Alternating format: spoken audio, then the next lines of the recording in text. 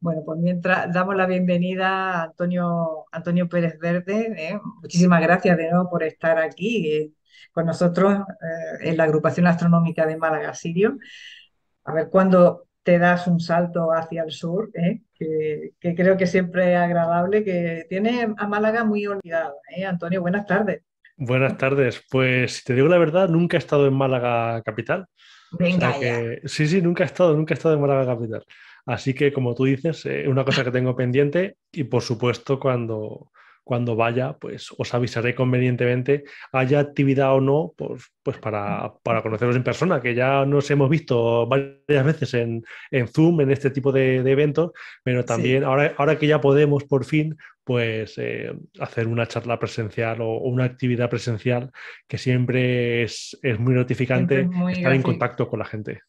Totalmente, totalmente. Bueno, pues mientras que los invitados van accediendo a esta sala virtual para hablar del planeta rojo, para acercar un poquito más esas características del planeta Marte contigo, cuéntanos, porque la última vez que nos vimos a través de las redes y a través de una charla a la que estuvimos enganchados contigo y disfrutando de un libro tuyo, de tu primer libro, eh, ¿por qué mirábamos la estrella? Cuéntanos cómo va, cómo está teniendo el proceso, qué aceptación está teniendo.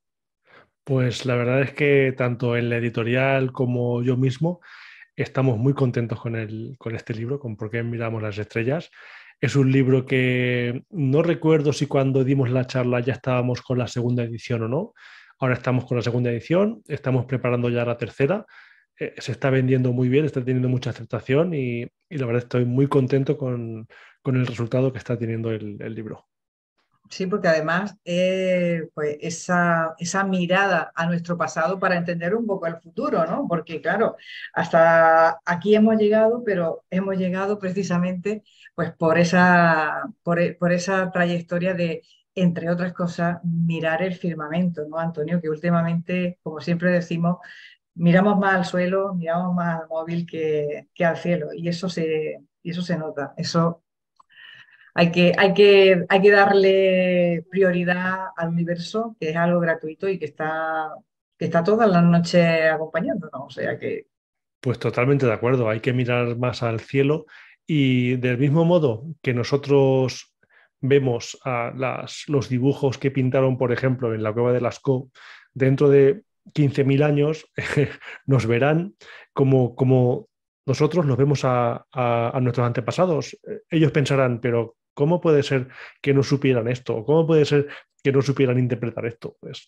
Pues así, o sea, es nuestro presente, es el pasado que vamos a legar a nuestros descendientes.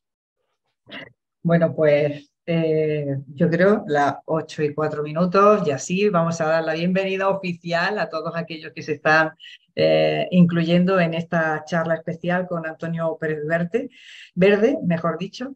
Y de nuevo, pues vamos a encauzar la charla de este martes, de este miércoles, que despide prácticamente ya a este mes y nos pone en la rampa de salida también del mes de diciembre, un mes en el que, bueno, vamos a tener un poquito de todo, pero también vamos a tener efemérides relacionadas con nuestro planeta. Antonio, vamos a conocer un poquito más Marte contigo. Céntranos un poco en la charla que vamos a compartir ahora. Pues sí, con vuestro permiso voy a compartir ya pantalla. Eh,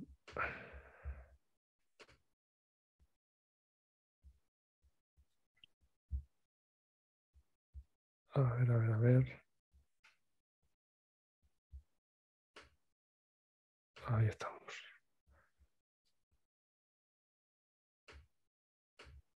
Vale, creo que ya estoy compartiendo pantalla, ¿verdad? Sí. Ujú.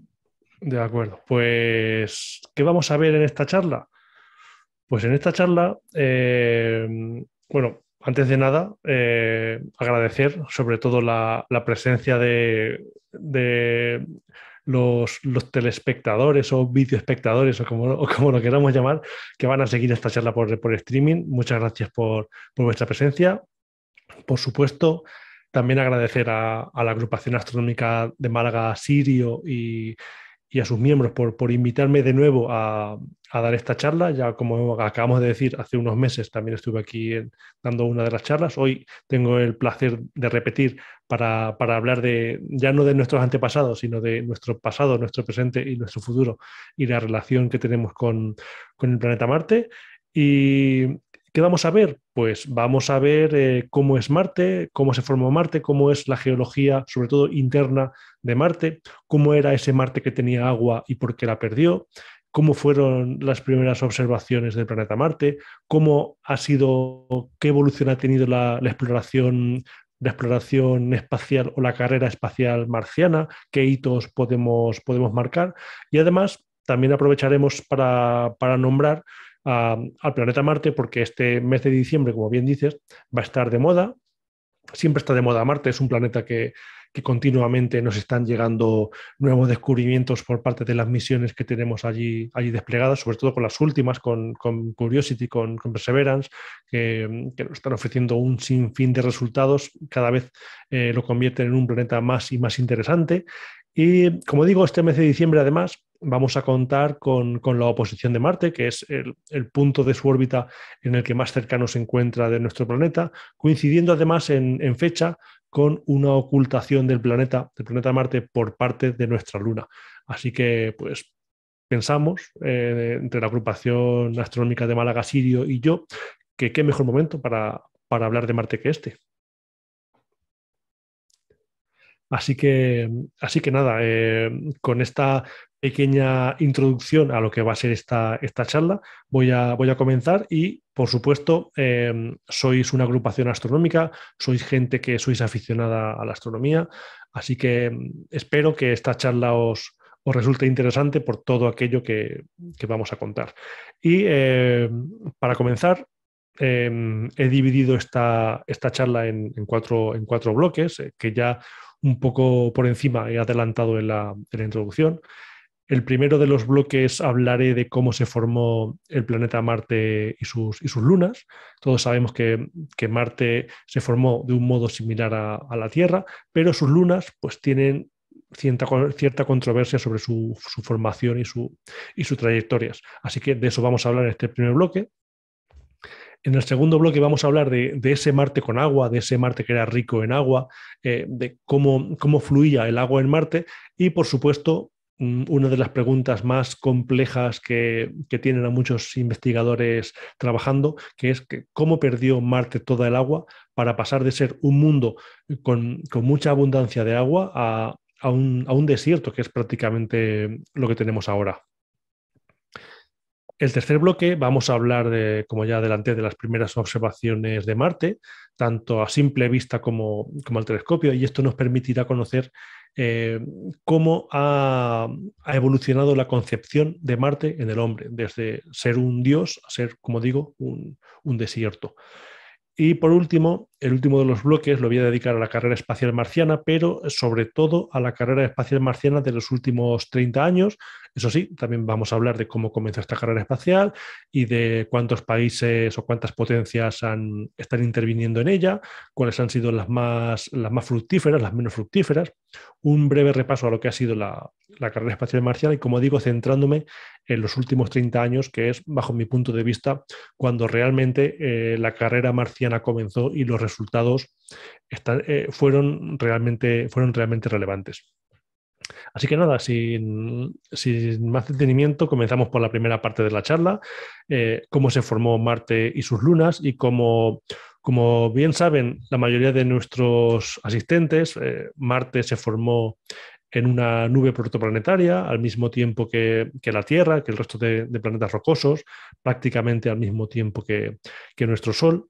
Y en estas nubes protoplanetarias, los planetas, cuando se van formando, pues van girando ya alrededor de esa protoestrella o incluso ya estrella y van aglomerando todos esos planetesimales que hay en la nube, creando ciertos caminos huecos, producto de ese arrastre de partículas que son, al fin y al cabo, los que los hacen crecer. Una forma esquemática de ver eso podría ser esta gráfica. Aquí podemos ver a Mercurio, Venus, la Tierra y Marte, cómo esas bandas más oscuras, en este caso, representarían a esos caminos que van recorriendo alrededor de nuestro primitivo Sol, y a medida que van limpiando esa órbita con la acreción de esos planetas animales, pues se va quedando esos caminos huecos, que es lo que muestra, lo que pretende mostrar esta imagen.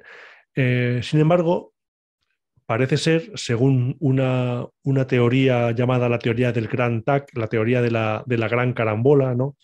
Una teoría que se publicó el 23 de marzo de 2015, uno de los artículos que defienden esta teoría, en este caso publicado en la revista PNAS, donde tiene dos protagonistas, que son Júpiter y Saturno, y que tiene dos víctimas, por así decirlo, dos víctimas entre comillas, que son Mercurio y Marte. ¿Qué ocurre? Según la hipótesis del Gran TAC, se produjo una migración de Júpiter y Saturno hasta lo que es el centro del sistema solar, hasta lo que es el Sol. Entonces, Júpiter y Saturno, al mismo modo que los planetas interiores, estaban limpiando sus caminos orbitales, tenían ya sus trayectorias marcadas, pero por masa o por algún evento cataclísmico, un evento pudo provocar que Júpiter y Saturno migrasen hacia el interior del sistema solar. Entraron en una trayectoria espiral que los depositó muy cerca del Sol, y no se sabe todavía si tuvieron algún tipo de órbita estable o no. ¿Qué ocurrió? Pues que cuando llegaron a lo que viene siendo el interior del sistema solar, se situaron en órbita alrededor del Sol, una órbita un tanto caótica, pero que provocó que Júpiter y Saturno acretaran la mayor parte de los planetesimales que estaban destinados a formar parte del planeta Mercurio. De este modo, Mercurio se quedó sin materiales y dejó de crecer. ¿Qué ocurrió? Pues que Júpiter y Saturno entraron en una especie de resonancia, se quedaron muy juntos, y esa espiral de caída hacia el Sol, para conservar su momento, se vio, cambió de signo, ¿no? Pasó de ser una espiral cerrada a ser una espiral abierta. ¿Y qué ocurrió? Que los dos planetas, en lugar ya de acercarse más al Sol, se alejaron del Sol. Y esto es algo que no es muy habitual, porque en estudios que estamos haciendo, que se hacen en exoplanetas, podemos ver cómo muchísimos planetas gigantes gaseosos están orbitando muy cerca de su estrella. Con lo cual, estas migraciones hacia el interior de los sistemas solares parece ser que son típicas, y lo normal es que los planetas queden orbitando muy cerca de su estrella madre. En este caso, se juntaron tanto Júpiter y Saturno que, al crecer su masa en conjunto, para mantener su momento, salieron fuera del sistema solar. Y en esta trayectoria hacia fuera del sistema solar pasaron gran parte del tiempo de esta migración hacia afuera en lo que viene siendo la órbita de Marte. ¿Qué ocurrió? Pues le ocurrió lo mismo que le pasó a Mercurio, que Júpiter y Saturno acapararon la mayor parte de los planetesimales que estaban destinados a formar parte del planeta Marte, y por lo tanto Marte dejó de crecer. Luego, Júpiter y Saturno ya salieron de lo que viene siendo el sistema solar interior, se pusieron en sus órbitas prácticamente las que conocemos hoy en día, y parte de esos materiales que arrastraron de la órbita de Marte los depositaron entre Marte y Júpiter, formando lo que hoy se conoce como el cinturón de asteroides. Y repito, esta teoría es una teoría, no está demostrado al 100%, pero es una teoría que muchos científicos defienden, de por qué Mercurio y Marte pues tienen unos tamaños significativamente inferiores a los que tienen Venus y la Tierra. También explican la formación del cinturón de asteroides, con todos esos cuerpos que no se aglutinaron en el planeta Marte. Y aquí pues podemos ver eso, que Mercurio tiene un diámetro de 4.879 kilómetros, Marte de 6.779, y en Venus y la Tierra pues superan los 12.000 kilómetros de diámetro, lo cual son significativamente más grandes que los planetas que se vieron afectados por Júpiter y Saturno, y por eso dije hace unos minutos que eran como las víctimas de ese gran TAC, ¿no? Ahora bien, sabiendo lo que sabemos y sobre todo gracias a la misión InSight, ¿cómo es Marte por dentro? Pues una gran explicación de cómo es Marte por dentro la podemos encontrar en 3 artículos científicos que se publicaron en la revista Science. El primero de ellos habla de la estructura de la corteza, el segundo habla del manto, sobre todo del manto superior, y el tercero habla del núcleo marciano, ¿no? Entonces, estas 3 investigaciones fueron publicadas en un mismo número de la revista Science, como digo, el 23 de julio del año 2021, y gracias a InSight, pues hoy podemos saber que Marte a la derecha, la Tierra a la izquierda, podemos comparar cómo es internamente este planeta, el planeta Marte, en comparación con el nuestro. Como nos gusta comparar, siempre estamos comparando cosas, ¿no? El ser humano es un animal que le gusta comparar para comprender las cosas, ¿no? Pues vamos a comparar cómo es el interior de Marte con respecto a nuestro propio planeta. Y podemos ver que ambos tienen una corteza. La de Marte es mucho más delgada, pero en proporción es un pelín más gruesa que la que sería la que correspondería a nuestro planeta, y se parecería más a lo que es la corteza oceánica que a la continental, porque la corteza marciana se divide también en tres capas, como lo hace nuestra corteza oceánica, ¿no? También vemos que el manto de Marte se divide también en dos partes, el manto interno y el manto externo. Además, en el manto externo veis esas líneas discontinuas que lo hacen parecer como una especie de sándwich.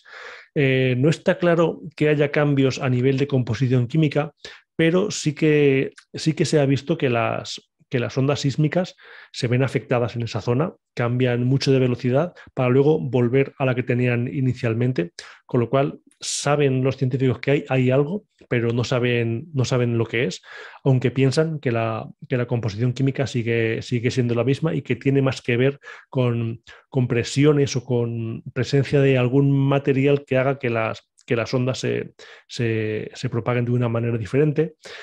Y ya pasando a lo que es el núcleo, vemos que en proporción de los dos planetas, los núcleos tienen prácticamente el mismo tamaño. Lógicamente, hablando en términos absolutos, el núcleo de la Tierra es mucho más grande que el de Marte. De hecho, el núcleo de la Tierra es casi tan grande como el planeta Marte. Pero en proporción son núcleos prácticamente iguales, y sabemos que su núcleo más externo en ambos planetas está en estado líquido, y el interno, en Marte creemos que se encuentra en estado sólido, y en la Tierra se cree que también se encuentra en estado sólido, y esto lo sabemos del mismo modo que sabemos cómo es Marte a nivel en este corte vertical, y es por el comportamiento de las ondas sísmicas, que en el caso de Marte lo sabemos por InSight, y en el caso de la Tierra, pues por los miles de detectores sísmicos que tenemos repartidos en todo el planeta. El hecho de que en Marte solamente tengamos un detector sísmico, pues nos sesga mucho los resultados, porque no podemos comparar y tenemos una gran zona de sombra que no podemos analizar de momento, con lo cual, si queremos verla, tendremos que situar 2 o 3 sismómetros lo suficientemente alejados como para poder leer esa zona de sombra. Esa zona de sombra además coincide con la zona de Tarsis, con la zona volcánica de Marte por excelencia. Así que esa zona la tenemos en sombra y no podemos analizar si desde allí se producen terremotos o no. Pero con los datos que tenemos actualmente hemos podido caracterizar el interior de Marte de una manera bastante precisa. Y dicho esto, ya conocemos Marte a nivel general como es interno, porque a nivel externo ya hemos visto muchas veces cómo es. Pues sabemos que tiene un valle Marineris que lo surca de este a oeste, sabemos que tiene regiones planas, regiones montañosas, regiones volcánicas, siendo el Monte Olimpo la montaña más alta del sistema solar, que en este caso es un volcán, y junto a él, un poco más hacia el oeste, tenemos los tres grandes volcanes de la zona de Tarsis. Pero un aspecto que no es tan conocido de Marte, como digo, es su interior, pero también sus lunas. Y de sus lunas es lo que quiero hablaros a continuación. Como sabéis, Marte tiene dos lunas. Una se llama Phobos, la otra se llama Deimos. Phobos es ligeramente más grande. Vemos que tiene unas cotas de 22 por 27 por 18 kilómetros, mientras que Deimos es ligeramente más pequeña, 15 por 12 por 11 kilómetros. Y las teorías sobre su formación siempre han sido muchas y muy variadas. Y hasta hace unos pocos años se pensaba que podría ser un asteroide capturado del cinturón de asteroides.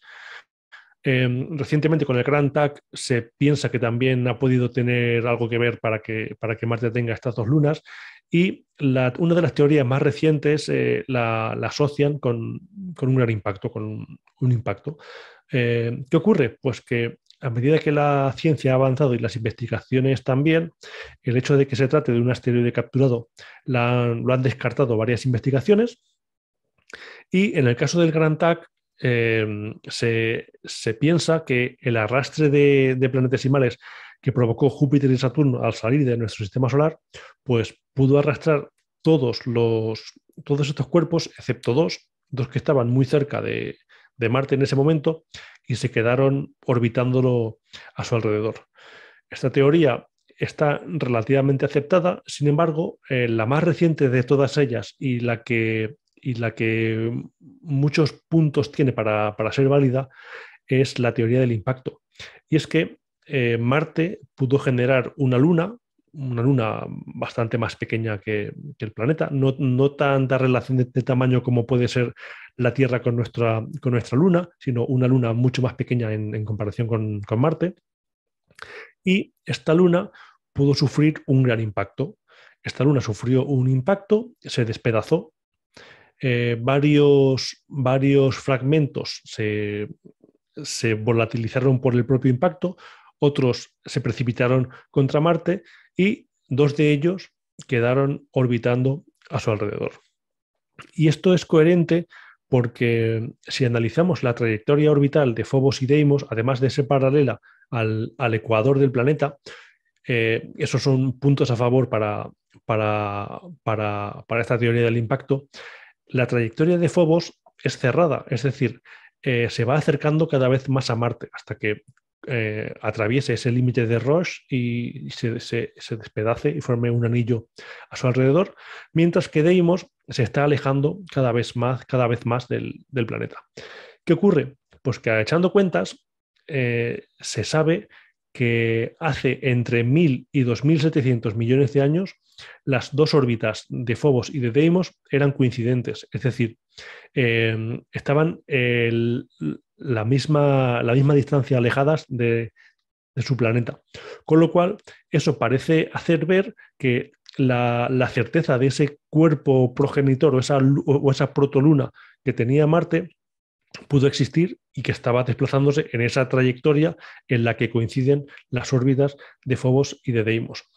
¿Y qué ocurre? Pues que en Marte hay un gran bombardeo de cráteres, un gran bombardeo de meteoritos cuyas edades de los cráteres de impacto que dejaron coincide precisamente con esa horquilla que va entre los 1.000 y los 2.700 millones de años, con lo cual puede ser que un cuerpo chocase contra esta protoluna, los cuerpos que se desprendieron del impacto impactasen contra Marte en esa época, entre hace unos 1.000 y 2.700 millones de años, dejando sus respectivos cráteres, y dos de esos fragmentos quedasen alrededor del planeta.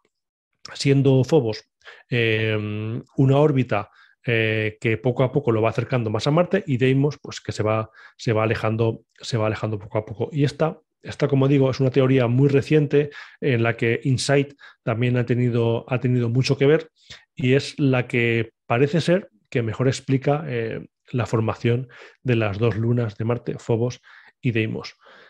Y dicho esto, ya vamos a pasar a una de las partes que más interés despierta tanto a nivel de la sociedad como a nivel científico, que es la presencia de agua en Marte. Es decir, ¿cómo era Marte en el pasado? Pues siempre se han hecho simulaciones, muchas simulaciones de cómo pudo ser Marte, y una de las que a mí personalmente más me gustan es esta.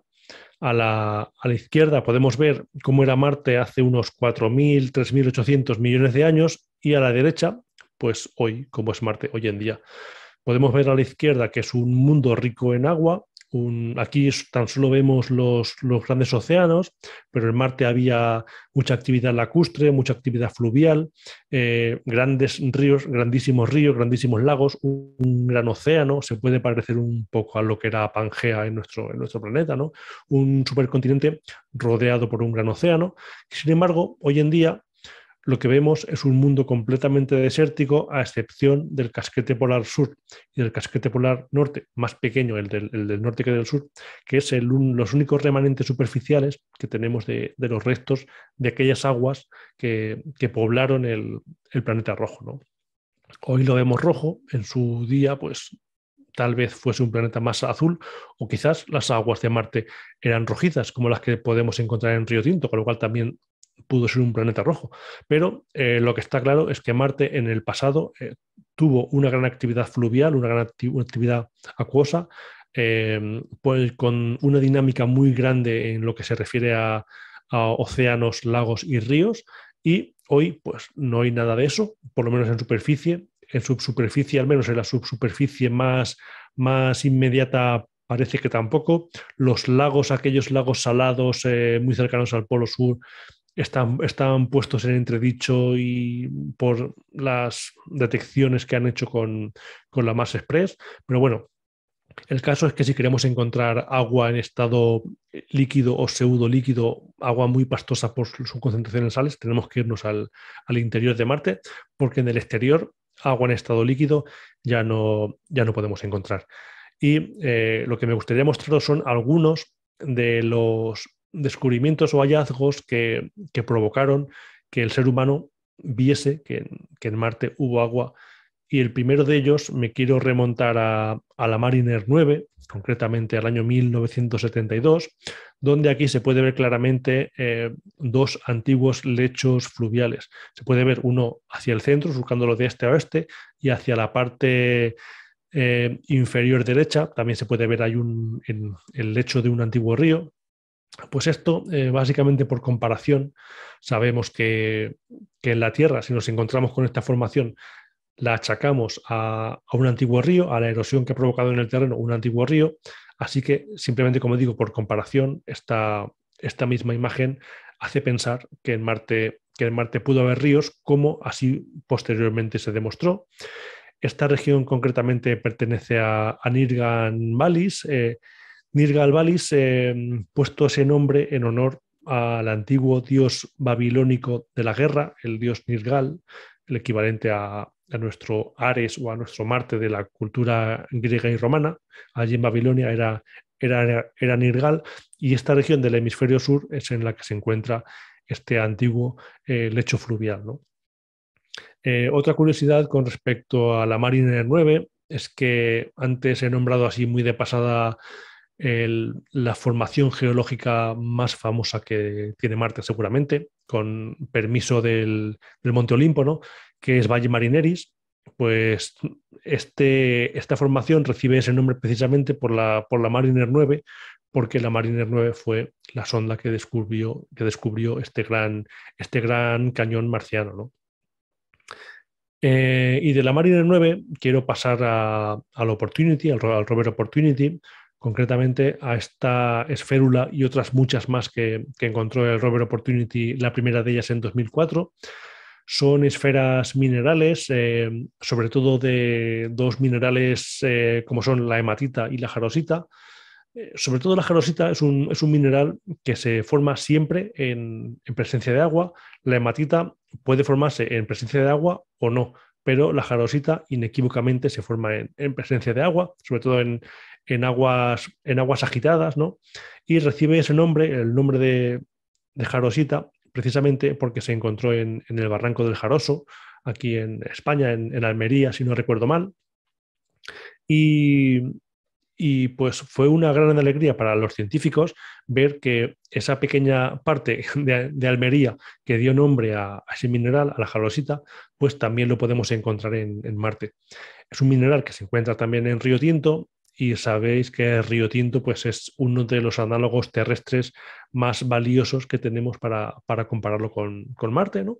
Y esa jarosita marciana pues, es una prueba mineral de que en Marte pues, hubo agua y de hecho si no la hubiese habido no se hubiese podido formar minerales como este. La siguiente imagen que os voy a mostrar es una de las primeras imágenes que nos envió Curiosity a nuestro planeta. Hablamos del año 2012. No sé si recordaréis cuando esta imagen salió en prensa. Rápidamente los científicos asociaron esos cantos rodados y esas erosiones tan curvas, ¿no? tan redondeadas, la asociaron a una actividad fluvial.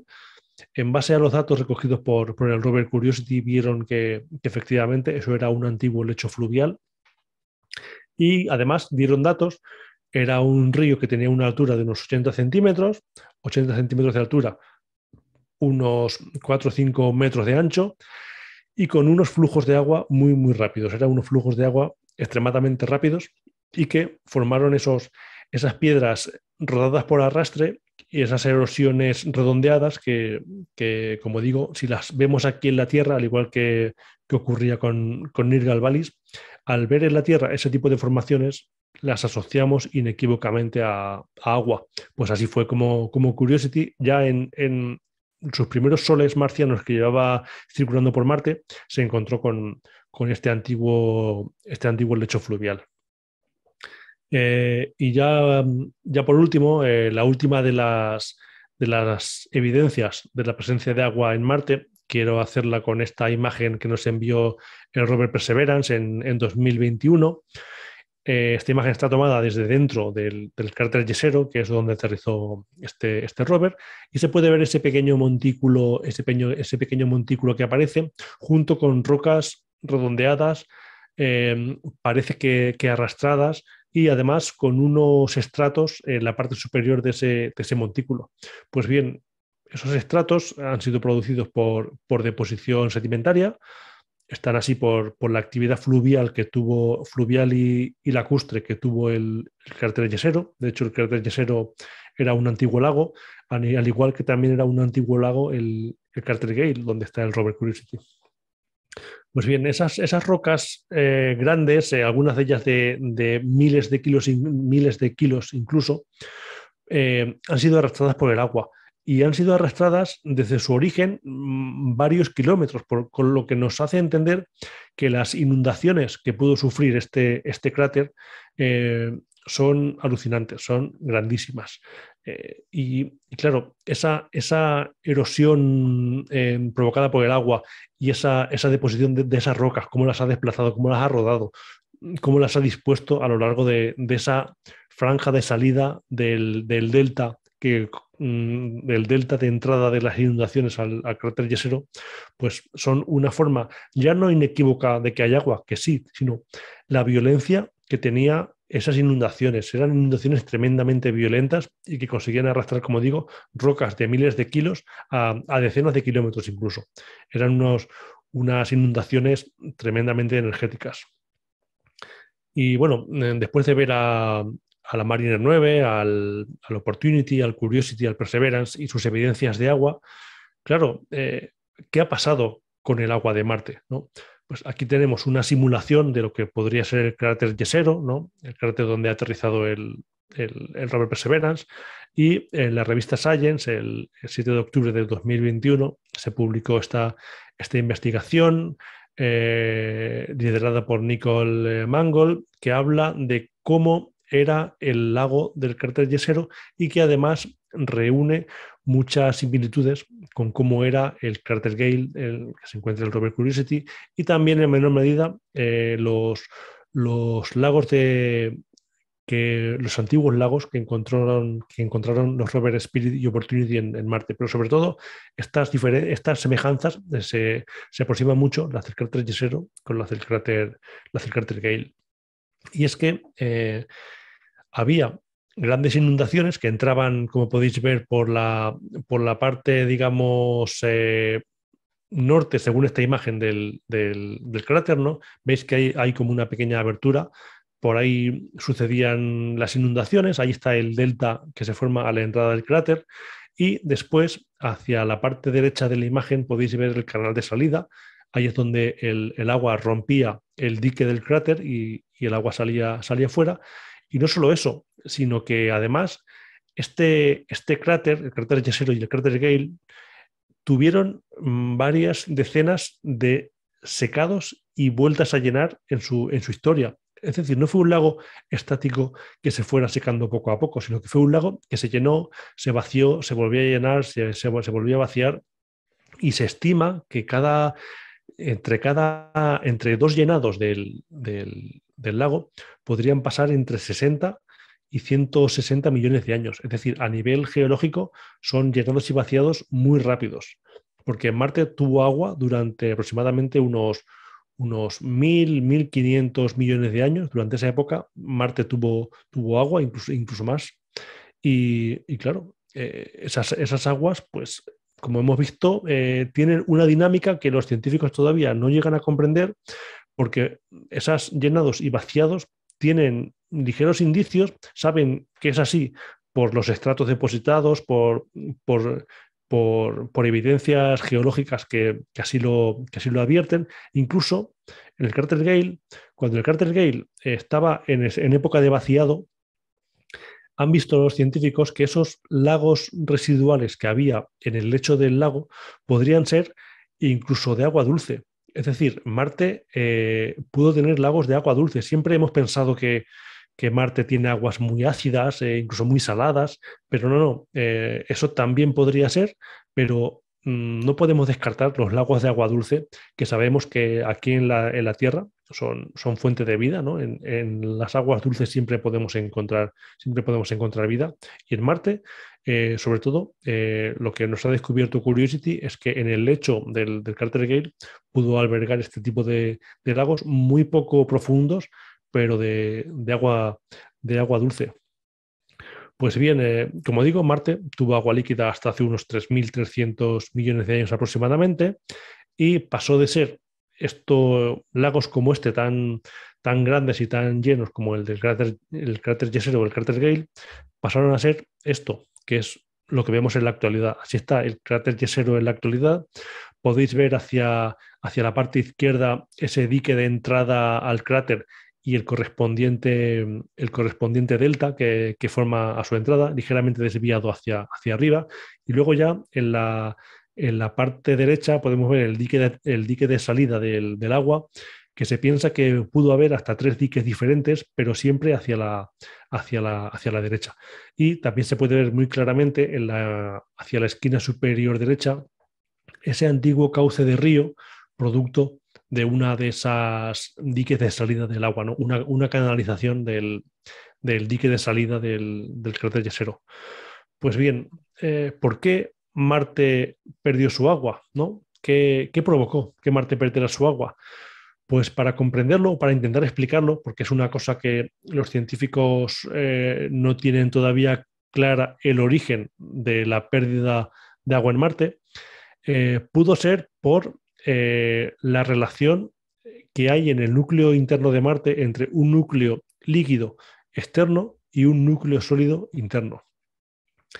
Que el núcleo externo sea líquido, como ocurre en la Tierra, al moverse, pues favorece que se cree un campo magnético y ese campo magnético, bien sabemos que aquí en la Tierra es lo que nos protege de las radiaciones solares y lo que, en cierto modo, evita que el Sol erosione nuestra atmósfera, ¿no? Esta magnetosfera pues canaliza todas esas radiaciones cargadas, que son las que hacen polvo una atmósfera, y las canaliza y así evita que nos la destroce. Pues Marte, Precisamente, Antonio, estaban preguntando en el chat que, no sé, si aproximadamente qué temperatura y presión atmosférica se estima que había en la superficie marciana en la época en la que había agua líquida en la superficie. Por aquí hay una pregunta, hay alguien que responde, Josemi, estaba respondiendo 1000 milibares. No sé si... Sí, bueno, 1000 milibares más o menos es lo que tenemos aquí en la Tierra, en torno a 1030 hectopascales, más o menos, 1030 milibares de presión atmosférica. En Marte actualmente hay como unos 6,7 hectopascales de presión atmosférica. Yo creo que Marte, al ser un planeta más pequeño que la Tierra, pero aún así con una densa atmósfera como parece ser que pudo tener, yo pienso que la presión atmosférica en Marte podría estar entre los 800 milibares, 1000 milibares. Yo creo que se podría asemejar bastante a nuestro planeta. Y lo que venía diciendo, Marte tenía una atmósfera pues, que se puede considerar densa, ¿no? Pero el núcleo sólido de Marte, el núcleo interno de Marte, parece ser que le fue ganando terreno al núcleo líquido, con lo cual la presencia del núcleo líquido en Marte cada vez era menor. ¿Y qué ocurre si esta presencia de líquido es menor? Que el campo magnético se va debilitando. Y si el campo magnético se debilita, las partículas solares es mucho más probable que puedan erosionar esta atmósfera, como así parece que sucedió. Con lo cual, esa ganancia, por así decirlo, del núcleo interno con respecto al núcleo externo, todavía se sigue produciendo. Y es cierto que InSight nos ha demostrado que Marte todavía tiene un campo magnético residual, no es cero, tiene un valor muy bajo, pero tiene valor todavía, lo que hace ver que el núcleo interno, el núcleo externo líquido de Marte todavía está presente, muy poco con respecto a cómo era hace unos 3.500 millones de años, que era cuando Marte tenía agua, ¿no?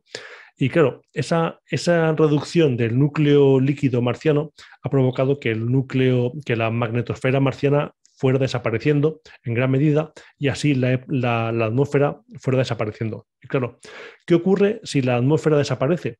Pues como bien decía el espectador, que la presión atmosférica disminuye. Y claro, disminuye de una tasa que pudo ser entre 800 hectopascales, 1000 hectopascales, hasta el valor que tiene hoy en día, que son unos 6,7, 7 hectopascales. Y claro, ¿qué ocurre? ¿Qué le ocurre a un líquido o al agua en este caso si la presión atmosférica disminuye? Es un experimento que se puede hacer en la ESO, ¿no? Si tú sitúas un vaso lleno de agua en una campana de vacío, le extraes el aire a esa campana de vacío y veis como cuando la presión atmosférica disminuye, el agua empieza a hervir a temperatura ambiente y empieza a evaporarse. Pues eso prácticamente pudo ser lo que le pasó a Marte, que al perder presión atmosférica debido a la pérdida atmosférica, el agua de Marte comenzó a evaporarse masivamente, saliendo ya incluso fuera del planeta, situándose parte de ella en la atmósfera, porque sabemos que la atmósfera de Marte tiene agua, pero muy poco, estamos hablando de un 2%, la mayor parte de la atmósfera marciana está compuesta por dióxido de carbono. Y sí, esta bajada de presión fue lo que parece, o sea, es lo que provocó la pérdida de agua en la superficie de Marte y parece ser que fue provocada o que está siendo provocada por la reducción del núcleo líquido de Marte, la que corresponde a la parte líquida del núcleo marciano. Así que la atmósfera marciana se irá perdiendo cada vez más, porque eso, si el núcleo marciano sigue esa tendencia, cada vez será menor y la atmósfera pues, terminará por desaparecer y cualquier vestigio que queramos encontrar de agua presente en Marte cada vez será más complicado.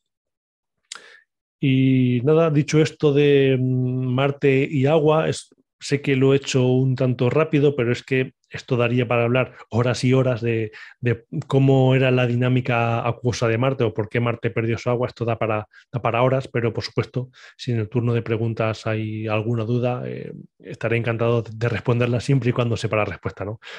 De aquí pasamos al último bloque de la charla, el bloque de no, el penúltimo bloque de la charla, perdón, las primeras observaciones de Marte. Y como dije al principio, desde la antigüedad, pues han observado el planeta Marte. Al principio era un dios, ¿no? Era un cuerpo que no se desplazaba de acuerdo al resto de las estrellas fijas, con lo cual era considerado como una deidad.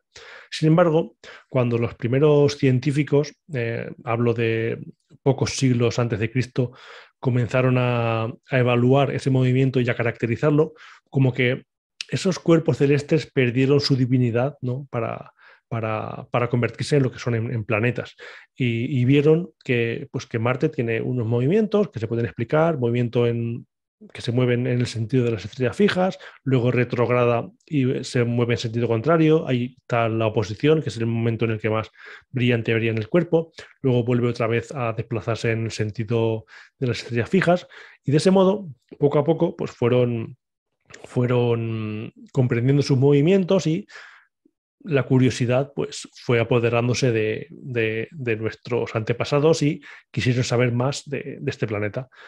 Las primeras observaciones de Marte al telescopio tenemos que ir 17 siglos al futuro, al año 1610, a cargo de Galileo Galilei. En ese año ya tiene algunos datos de observaciones de Marte. Sin embargo, 49 años después, en el año 1659, se elabora lo que se considera el primer mapa de Marte. No es muy detallado, es prácticamente un dibujo a mano alzada, a mano de Christian Huygens, donde en la imagen central, sobre todo, se puede ver el casquete polar sur en la parte de arriba. El casquete polar sur es mucho más visible que el casquete polar norte. Y en esa misma imagen, en la imagen central, hacia abajo, veis esa formación oscura en forma de L. Eso parece ser, y la evidencia es bastante rotunda, se corresponde con la planicie de Syrtis Major, que es la mayor planicie de Marte, que está formada sobre todo por roca basáltica, ¿no? Y esa roca basáltica es lo que le da ese aspecto oscuro y que con un modesto telescopio, si hace muy buena noche, se puede llegar a intuir, y ya si tenemos un telescopio de grandes dimensiones, pues la evidencia es clara, no se puede ver esa formación. Y cabe destacar que el telescopio de Christian Huygens no tenía ni la mitad de potencia que tienen los telescopios que podéis manejar vosotros en vuestra asociación. Con lo cual, aparte de un buen científico, Christian Huygens pues también era un gran observador y un minucioso observador para poder apreciar estos detalles, sobre todo el casquete polar. El casquete polar es muy difícil de ver con telescopios convencionales y él, como se puede ver en la imagen, logró discernirlo. Años después, en el año 1784, otro astrónomo hizo unos dibujos mucho más en detalle del planeta Marte. Hablamos de William Herschel, donde aquí se aprecian incluso los dos casquetes polares, el norte y el sur, algunas de las zonas oscuras, también se aprecian por ahí esa forma de L de Syrtis Major. Y William Herschel, además de ser un meticuloso observador, también fijó el periodo de rotación del planeta Marte y su eje de inclinación. Él dijo que Marte rotaba a la misma velocidad que la Tierra, porque tardaba 24 horas en dar una vuelta. Realmente son 24 horas y 40 minutos, o sea que para el instrumental que manejaba William Herschel podemos darle por bueno el dato, ¿no? Y también estimó la inclinación de su eje de rotación, que lo estimó en 23 grados, 24 grados. Y también es un dato que podemos tener en cuenta, podemos darlo como válido, porque prácticamente está inclinado lo mismo que nuestro planeta, que son 23 grados. Y es por eso, por la inclinación del eje marciano, que en Marte también tiene estaciones, ¿no? Y de hecho, las estaciones en Marte o la inclinación del planeta Marte es lo que provoca uno de los causantes de las grandes tormentas de polvo que asolan el planeta con bastante frecuencia para nosotros, ¿no? Cada 2 o 3 misiones que llegan a Marte tienen que prepararse porque seguramente les pille alguna tormenta marciana. Y otro de los mapas que os quiero mostrar, tal vez por así decirlo, el mapa de la controversia, es el mapa de Schiaparelli, que lo elaboró en el año 1877, el año de la gran oposición marciana en el que se descubrieron las lunas Phobos y Deimos a cargo de Asaph Hall, ¿no?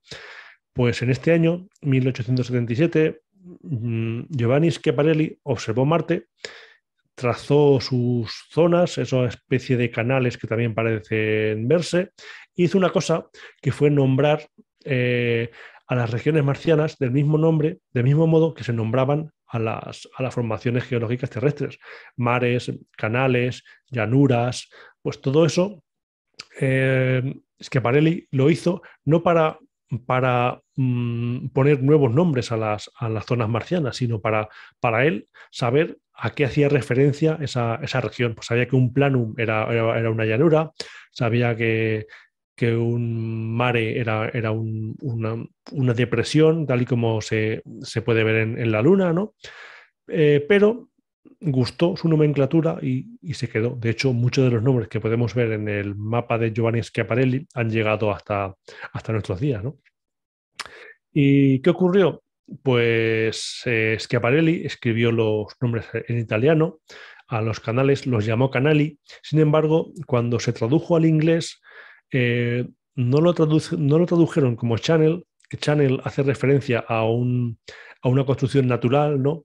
Sino que lo tradujeron como canals, y canals hace referencia a una construcción artificial. Además, por aquella época estaban construyendo o estaba recién construido el canal de Suez, con lo cual la palabra canal estaba muy relacionada, o la palabra canal en inglés estaba muy relacionada con una construcción artificial, y ese fue el pistoletazo de salida para intentar buscar una civilización inteligente que construyese esos canales en Marte, ¿no? Y quizá la persona que más ímpetu puso a la hora de buscar esta civilización extraterrestre fue Percival Lowell, que en 1906 elaboró estos mapas con sus canales artificiales, donde él daba por hecho que una civilización inteligente los construyó. Sin embargo, eh, todos sabemos que en Marte no hay canales y menos canales artificiales. Y además, hace unos años se publicó un estudio que demostró de dónde provenían esos canales que veían Schiaparelli, que veía Lowell y que vieron otras muchas personas que observaron Marte. Y el experimento fue de la siguiente manera. Cogieron a unos niños de una escuela, de un colegio, y los que hicieron el experimento en un disco pintaron una serie de regiones, ¿no? Unas regiones más oscuras, un disco blanco con unas regiones más oscuras. Y alejaron el disco hasta que los niños viesen el disco a simple vista del tamaño que se ve Marte al telescopio. Y les pidieron que dibujasen lo que veían. Y los niños dibujaron esas regiones oscuras que apreciaban en el disco y conectadas con líneas. ¿Por qué es esto? Porque parece ser que nuestro cerebro siempre busca asociaciones, siempre busca asociar, y las cosas que están separadas las intenta conectar. Y esa conexión, que no es fruto más que una ilusión óptica, esa conexión lineal es lo que hizo que Lowell en su imaginación y Schiaparelli también en su imaginación viesen esa especie de canales que derivaron en la fiebre marciana, en la fiebre de los marcianos, ¿no? En intentar buscar esos marcianos que pudieron construir estos canales, que obviamente eran fruto de la imaginación de los observadores, unido también a la mala calidad óptica con la que estaban construidos esos telescopios, porque hoy en día los telescopios podemos construir unas ópticas muchísimo más precisas que las que se construían en aquella época. Y dicho esto, después de las observaciones a simple vista, el paso natural es comenzar con la carrera espacial marciana. Como he dicho, voy a centrarme en la carrera espacial marciana de los últimos 30 años. La voy a repasar muy por encima. Ya llevamos 50 minutos de charla. Voy a repasarla por encima, no voy a entrar en demasiado detalle, pero sí que me gustaría mostrar la evolución de la carrera espacial marciana, cómo está yendo, ¿no?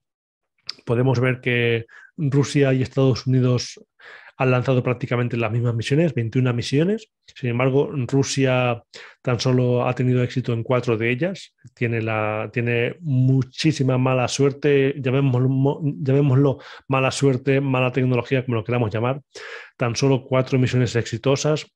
Por otra parte, Estados Unidos muchísimas más. Ha tenido 15 misiones exitosas. Europa tenemos una buena y una mala. China igual, una buena y una mala. La India y los Emiratos Árabes Unidos han llegado a Marte a la primera, y Japón y Reino Unido pues no han tenido éxito en sus misiones que han enviado al planeta rojo. Con lo cual, si queremos ir a Marte, mejor apostar por Estados Unidos que por Rusia, porque como podemos ver, en Rusia lo tienen, no le terminan de pillar el punto a viajar a Marte, ¿no? Y como he dicho, me gustaría recorrer los últimos 30 años de la carrera espacial marciana porque, bajo mi punto de vista, es cuando cambia el paradigma de la exploración marciana. Y lo hace precisamente en el año 97 con el rover Sojourner de la misión Pathfinder, donde un pequeño rover, como es poco más grande que una caja de zapatos, demostró que se puede explorar Marte con movimiento, que se puede desplazar un robot por Marte y analizar diferentes lugares. Este rover, el rover Sojourner, llegó a Marte, o sea, se desplegó en la superficie de Marte el 5 de julio del 97 y estuvo hasta el 27 de septiembre de ese mismo año.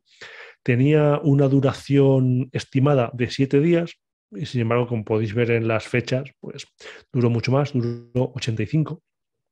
Y como digo, pues demostró que explorar Marte con un vehículo móvil, con un vehículo, era posible y era viable. Y en la NASA no se lo pensaron demasiado y se pusieron manos a la obra a construir un par de robots que revolucionaron el conocimiento que tenemos de Marte. Los robots gemelos Spirit y Opportunity del proyecto MER, donde Spirit llegó a Marte el 4 de enero de 2004 y lo perdimos el 25 de mayo de 2011. Y por otro lado, Opportunity llegó 21 días más tarde a Marte, llegó el 25 de enero de 2004 y lo tuvimos activo hasta el 13 de febrero del año 2019. Pues bien, estos dos robots básicamente lo que hicieron fue confirmar el pasado rico en agua que tenía Marte. Vieron que Marte efectivamente era un mundo que tenía mucha agua. Y lo que más destaca de estos robots eran que su duración estaba estimada en 92 días terrestres.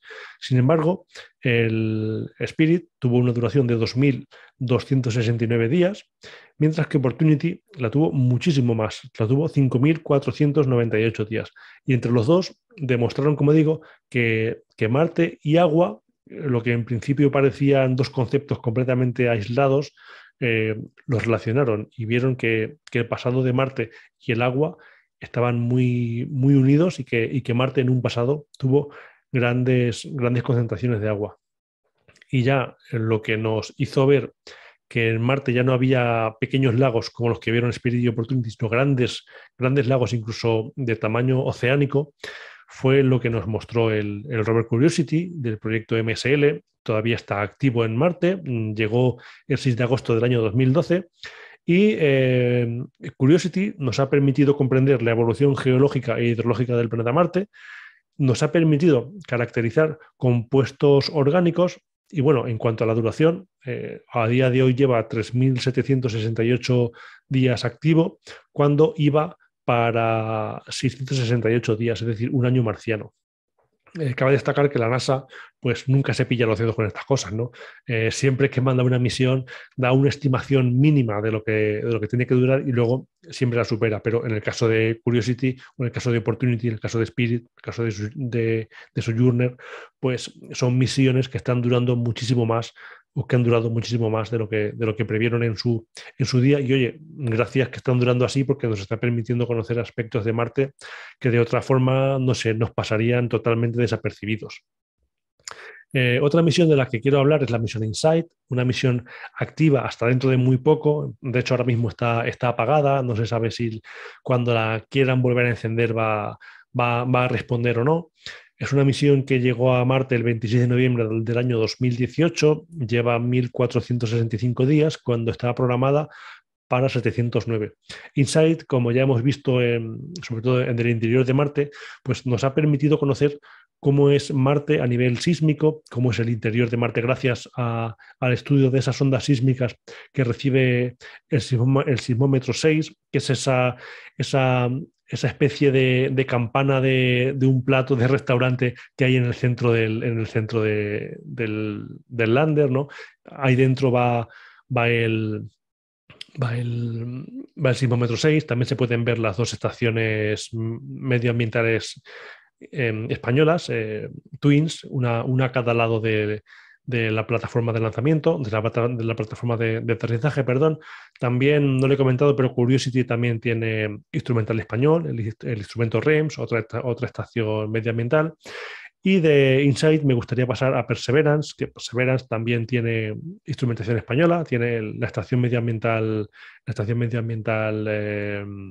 MEDA, y en REMS junto a MEDA y Twins, pues tenemos un punto de medición triple en Marte para caracterizar el clima marciano, ¿no? Se puede decir, sin temor a equivocarnos, que si queremos apostar por una potencia para medir el clima marciano, España es la puntera en ese aspecto en estos momentos.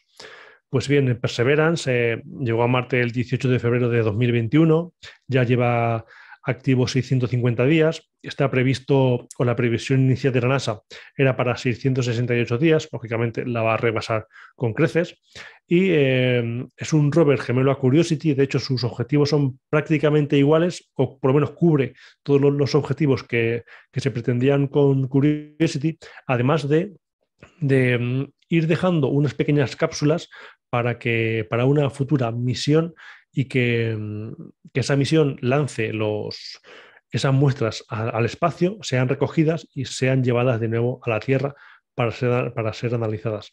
De este modo, podremos analizar en laboratorios terrestres, que siempre son más completos que los laboratorios marcianos que hay en estos vehículos, podremos analizar compuestos marcianos. Y además, otra de las novedades que incorpora la misión MSE, la misión Mars 2020, es que tienen al pequeño helicóptero Ingenuity, demostrando también que se pueden tomar imágenes desde poca altura en Marte y explorar explorar superficialmente ciertos terrenos para asegurar la viabilidad, pues por ejemplo, el rover, saber por dónde puede pasar, por dónde no puede pasar, porque desde órbita podemos ver cosas, pero desde un par de metros sobre la superficie podemos ver muchos detalles que en órbita pasan desapercibidos. Y con todo esto que os he contado del agua de Marte, de cómo el hombre percibe el planeta Marte, ¿qué podemos concluir o qué hemos aprendido de esto, ¿no? Pues lo que hemos aprendido es que Marte empezó siendo un mundo con agua, que poco a poco la fue perdiendo. Vemos que la está perdiendo a causa de su funcionamiento interno, que lo conocemos gracias a Insight. Ahora es un desierto y, de hecho, desde que el hombre es hombre, Marte ha permanecido prácticamente igual. Cuando el hombre empezó a ser hombre, Marte ya era un desierto, ya no quedaba agua. De hecho, cuando los dinosaurios poblaban la Tierra, Marte era igual que ahora, tampoco tenía agua. Marte lleva muchísimo tiempo sin agua y las investigaciones, a pesar de que sea un desierto, pues las investigaciones nos están mostrando que Marte tiene muchísimo potencial para albergar vida en el subsuelo y que tuvo muchísimo potencial para albergar vida en superficie cuando tenía una atmósfera densa y era un planeta rico en agua. Ahora bien, ¿hay vida en Marte? Pues no sabemos dar una respuesta. La respuesta oficial es que no hay vida en Marte porque no hemos conseguido demostrar que haya vida en Marte. Eso no quiere decir que no la haya. Puede llegar algún momento y ver alguna investigación que demuestre que en Marte hubo o hay vida. Más probable que hubiera a que haya actualmente. Así que ahora, con cada investigación que están llegando de estos increíbles robots que tenemos en la superficie de Marte, pues vemos que Marte pues, tuvo muchísimo potencial y que en algún momento el planeta rojo pudo albergar vida. Y con esto quiero terminar. Así que muchas gracias. Pues muchísimas gracias, Antonio Pérez Verde. Interesantísima la charla y todos los datos que nos has aportado. Vamos a permitir ahora que todos los participantes puedan reactivar su propio micrófono, pues para poder incluso pues, hacer alguna cuestión que seguro que hay alguna, ¿eh? María, Seguro que hay preguntarle un par de preguntas. Pues venga, Josemi, adelante. Sí, buenas tardes, Antonio. Buenas tardes. Enhorabuena por la charla, hombre. Muchas gracias. Mira, una pregunta, bueno, son un par de ellas. La primera, ¿qué opinión te merece la presencia de metano en la atmósfera de Marte? ¿Se sabe de qué puede ser? ¿Si es de orgánico o inorgánico? Uf, esa pregunta, si te la pudiera responder, a lo mejor me daban el Nobel. Eh, Marte tiene metano en superficie baja y sabemos que se mantiene constante cuando sabemos también que los rayos del Sol degradan ese metano en cuestión de horas. Entonces, en Marte hay algún mecanismo que, que genera ese metano de tal forma que lo hace permanecer constante. Hay dos formas de generar metano. Una es de manera geoquímica y otra es de manera bioquímica. Pero tenemos una manera bioquímica que se ajusta a los modelos y es mediante clatratos que no se han descubierto en Marte, pero en la Tierra existen, que son moléculas que consiguen atrapar a otras moléculas. Se almacenan en hielos, ¿no? Y cuando, pues, a través de un terremoto, de una erupción, el clatrato deja escapar a esa molécula que tiene atrapada, ¿no? Entonces, de ese modo, se puede explicar por qué en Marte puede haber metano de una manera constante. Y es que los clatratos vayan liberando esas partículas poco a poco, además de las propias emanaciones de metano de la actividad sísmica, que aunque escasa, sí que existe en Marte. Y Vale. esa es la explicación que hay, o una de las explicaciones válidas que hay a la presencia de metano en Marte. Sí, sí. Y la otra facilita. que Todos sabemos que en el Perseverance está el experimento MOXIE. Sí. ¿Y eso sería el primer paso para terraformar Marte o estamos hablando de una cosa de ciencia ficción? Personalmente, y esto es una opinión personal, para mí es ciencia ficción, porque terraformar Marte, terraformar un planeta, por muchos generadores de oxígeno que tengas como MOXIE, ¿no? Eh, terraformar algo tan grande como un planeta ya no es que lo puedas hacer en 10 años, sino que tardarías millones de años en hacer que Marte tenga una atmósfera y otros tantos millones de años para hacer que se adapte el propio planeta. Con lo cual, para mí, lo de terraformar Marte, para mí es una utopía, para mí no deja de ser ciencia ficción. Muy bien, pues muchas gracias, Antonio. Muchas gracias a ti. Bueno, podéis reactivar vuestros micrófonos, ¿eh? Ahora ya no hay problema y los podéis reactivar en el momento que queráis para hacerle cualquier cuestión a Antonio. No sé si estaba por aquí el compañero Jesús Nava que también quería preguntar. Bueno, sí, nada, que muchas gracias por la charla, A Antonio. vosotros por invitarme. De verdad que ha sido interesantísima. Ujú. Yo sabía que el primero que iba a hablar era Josemi, porque Josemi es nuestro marciano de la sociedad, ¿sabes? De la agrupación, quiero decir. Tenemos lunáticos, marcianos, en Aquí fin, hay de todo. todo.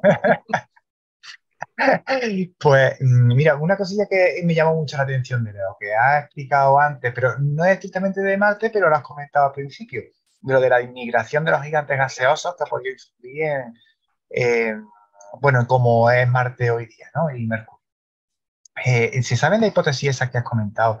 ¿De qué cantidad de tiempo estamos hablando para una de esas migraciones? ¿Es algo que dura o que tarda unos millones de años, cientos de millones de años? Eh, o no, o estamos hablando de escalas de tiempo muchísimo más reducidas.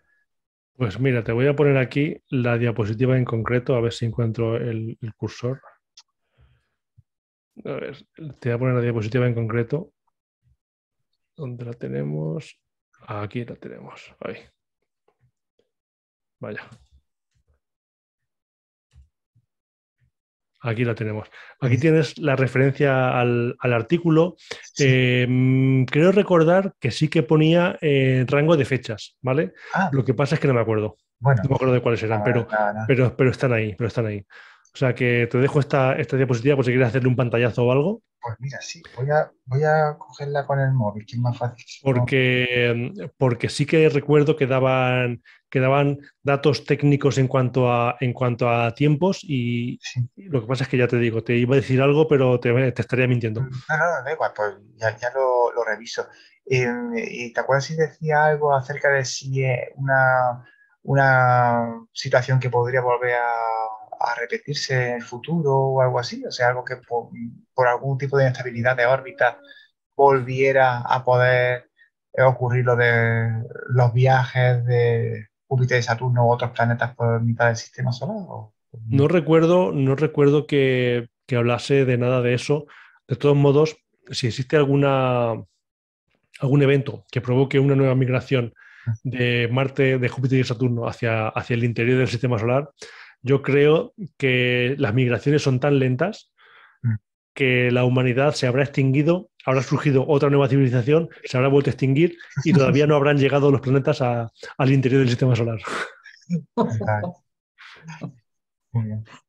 Hablábamos también anteriormente al inicio de la charla que eh, tenemos un fenómeno que además nos gusta mucho a los aficionados a la astronomía, como es pues, precisamente la ocultación del planeta Marte, y además que coincide con su oposición, con el acercamiento más a la Tierra, que será el próximo 8 de diciembre. Estábamos hablando que es una ocasión especial pues, para poder captar ese momento.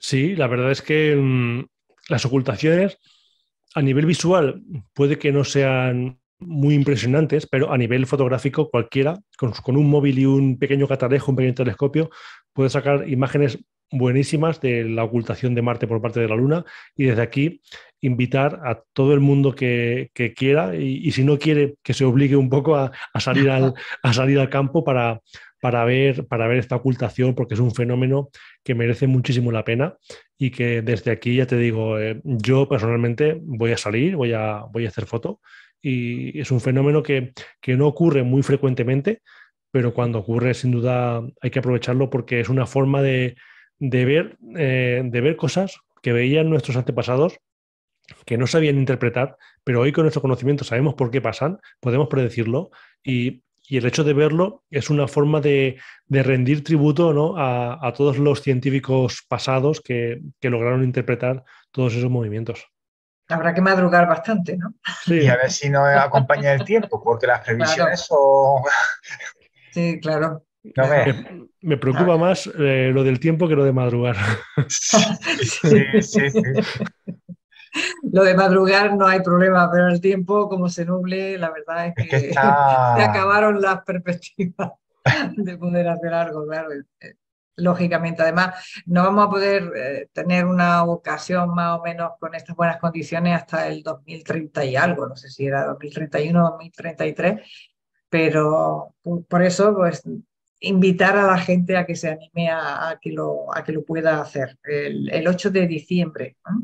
Hay que apuntarlo en la agenda.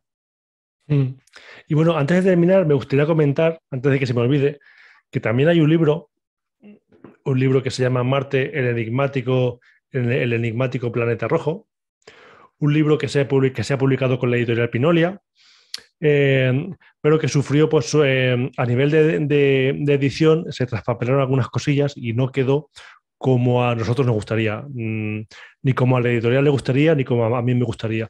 Con lo cual, estamos esperando estamos a la espera de la segunda edición, que será una edición revisada y corregida.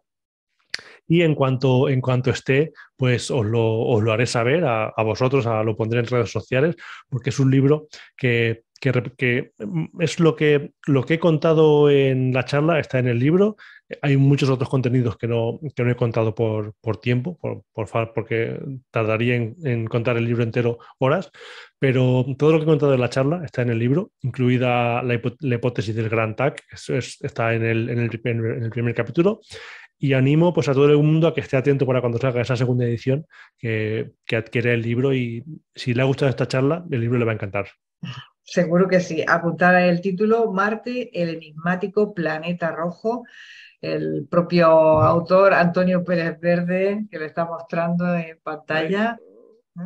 Ahí está. Pues muchísimas gracias, Antonio, como siempre, por tu amabilidad, por estar con nosotros. Queda pendiente que te bajes a Málaga, porque decíamos que no había bajado por aquí, así que lo suyo es que a lo mejor esa segunda edición es cuestión de presentarla aquí en tierras malagueñas. Pues sí, buscaremos el momento, ya sea para astronomía o con cualquier otra excusa. Pero como he dicho fuera de cámara antes de comenzar, es una ciudad que no conozco y tengo muchas ganas de conocerla.